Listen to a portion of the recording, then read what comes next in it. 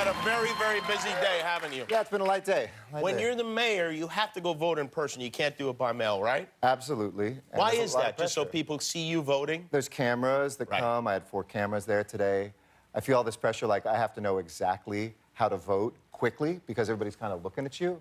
Like, you're the mayor, you know every measure, you know every person, so you're going boom, boom, boom through all of them. People are like, I'm about to beat you, and you turn it in, and there's a sense of kind of civic pride. Like, you don't have to bring a little guide in there with you? I try to memorize it with a little, like, song inside my head. Really? Like, yes on 1 and yes on 2. What about the judges? Do you memorize, do you sing their names? No, judges, I just kind of rearrange the letters in their names, and if it spells something cool, I vote for them. Oh, good. That's just...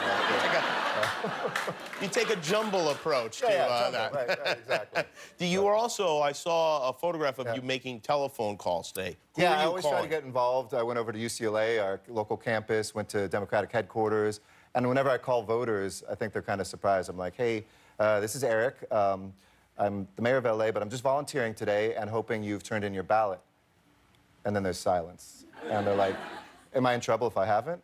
And you're not in trouble, but we're encouraging you to get out there. So I try to go and do that during Election Day, because a lot of people, their lives get busy. They think somebody else will take care of it. And they think their votes don't count, and sometimes they don't, but for the most part, they do. Exactly, at least half the time they do. In LA, a lot of people go, oh, we know how it's going to go. I don't need to vote. I don't need to do this. But this election, I think, across the country, there were surprises. There were heartbreaks. There's great ones. What were some of the surprises for you? What were some of the heartbreaks? Kendra Horn was just elected in Oklahoma the first time in 28 years. An open seat in Oklahoma was won by a Democrat. That was incredible. Kendra Horn.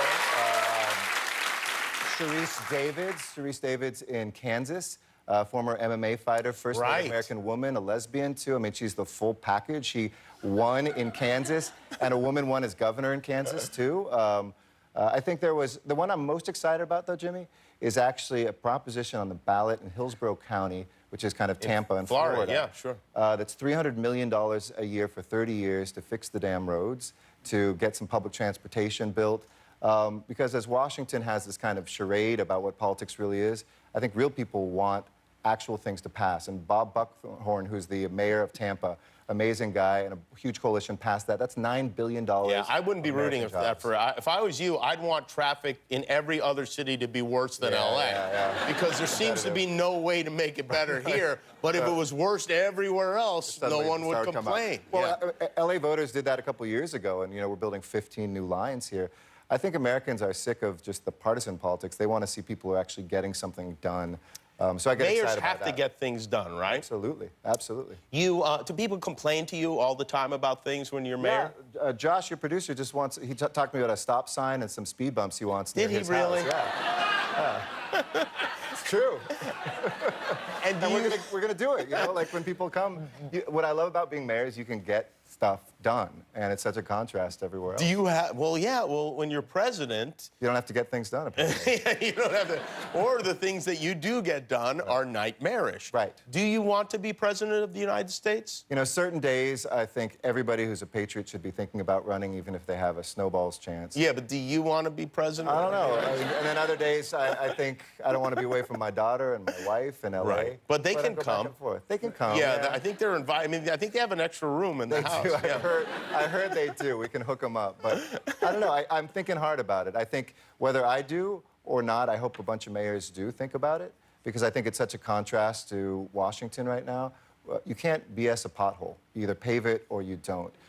We deal every single day with real problems, from homelessness to traffic to international trade and electricity. We're the ones who deal with climate change when fires here or floods in Houston and the Florida Panhandle come. And I think people are sick of Washington talking a good game but not doing much. Yeah. So I'm going to think real hard about it the next couple months. So this is a yes, then? Yeah. Jimmy Kimmel Garcetti ticket. I'd be happy to be your vice president. Well, by the way, if we ever do run together, and by the way, you would be president, I've got a nice slogan for us. It goes like this: Garcetti and Meatballs, 2020.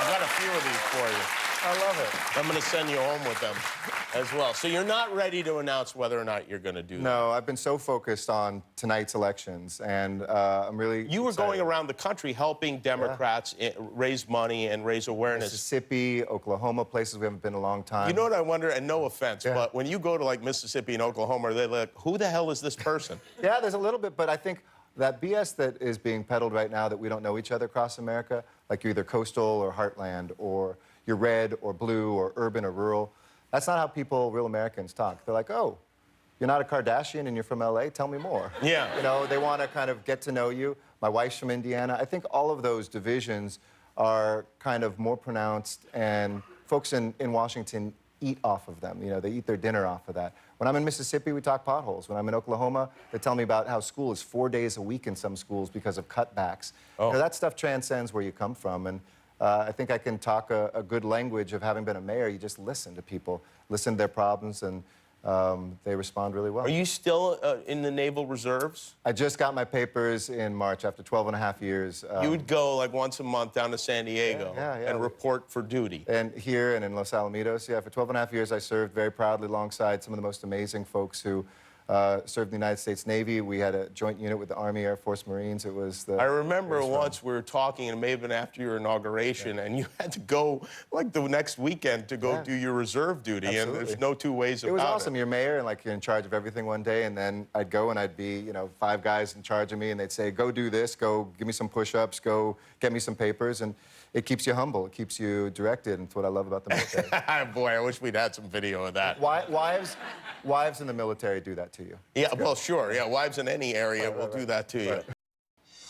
Congratulations on making it to the end of a YouTube video. Why not celebrate by clicking the subscribe button?